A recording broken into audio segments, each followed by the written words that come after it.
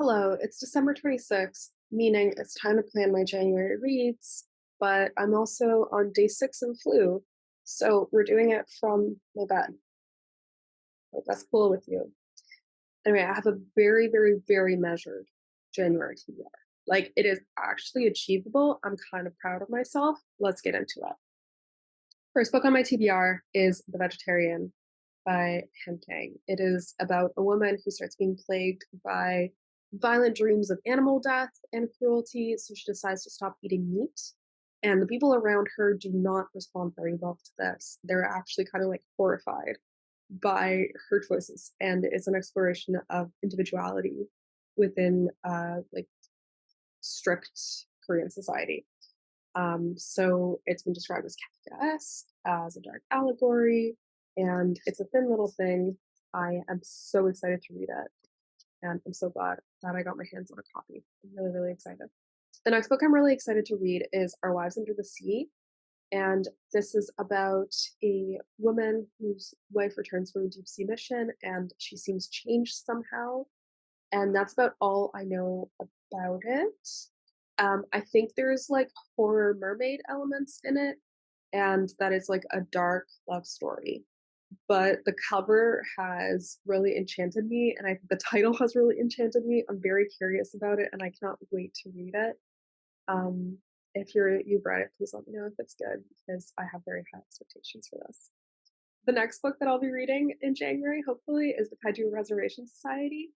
So this book is set during the height of COVID-19 pandemic. What we hope is the height. We hope we're past that. We hope that the height of the COVID-19 pandemic is over. It's set during that time, and our main character is hired to help out with the zookeeping, essentially, of a certain kind of animal. But this animal turns out to not be from Earth. It's some form of giant dinosaur panda situation, and that's really all I know about it. But it seems like a fun sci-fi, and it's been rated very highly. And I want to find out more about what these kaiju creatures are. I have a feeling that they're cuddly, but I'm that this might be a very misguided feeling, and this might just be like Jurassic Park, but during COVID.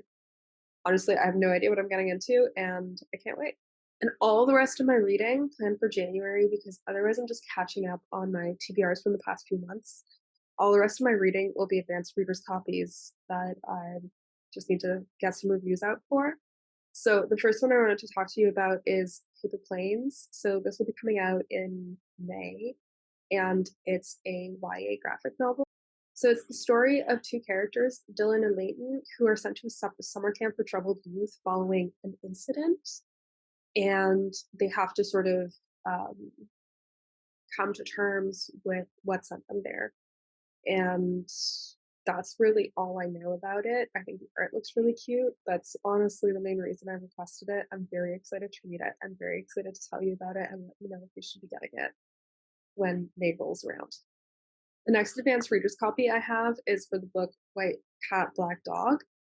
And this is a series of short stories that take inspiration from the Brothers Grimm, Scottish ballads, and 17th century French lore.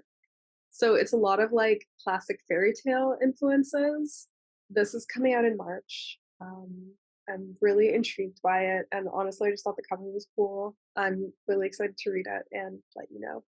And then the last advanced reader's copy I got is actually setting a TBR of 3 books that I will be making a reading vlog of because I got an advanced reader's copy of For You and Only You, which is the 4th book in the You series, and I've only read the first book. So very soon I'll be starting to read the second book, which is Hidden Bodies.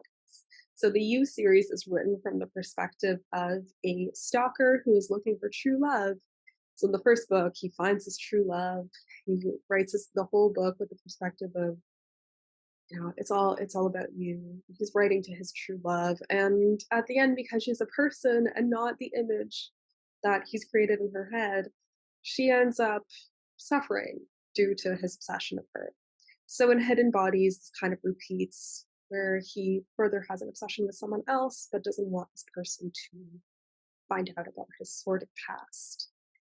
the story further continues in You Love Me, where he's now working at a local library and becomes obsessed with yet another person. And in the fourth book, For You and Only You, he is somehow at Harvard. So we're getting the dark academia version of You. This is also a popular Netflix series. I have seen all of the Netflix adaptations, and I really enjoyed them. But I've heard that the TV show really deviates from the books, so I'm really excited to re-experience the books. So yeah, I'll probably be doing a reading vlog of books 2, 3, and 4 in the series, and I'm really excited. I don't actually know if they're good. Like, they're entertaining, but are they good? That's a separate question. But that's a question that I will be ignoring. That I will be ignoring. That is a question that I will be exploring in January. I'm so brain dead. Yeah, I'll probably read some other books in January realistically, but I have plenty of books to catch up on, plenty of things I'm like not late on, but just books that I've been putting off forever. I just like looked over here. But I will keep you posted on how everything is going. And I hope that you are having a healthy and wonderful holiday season and that you're reading some really good books. All right, I'll see you real soon.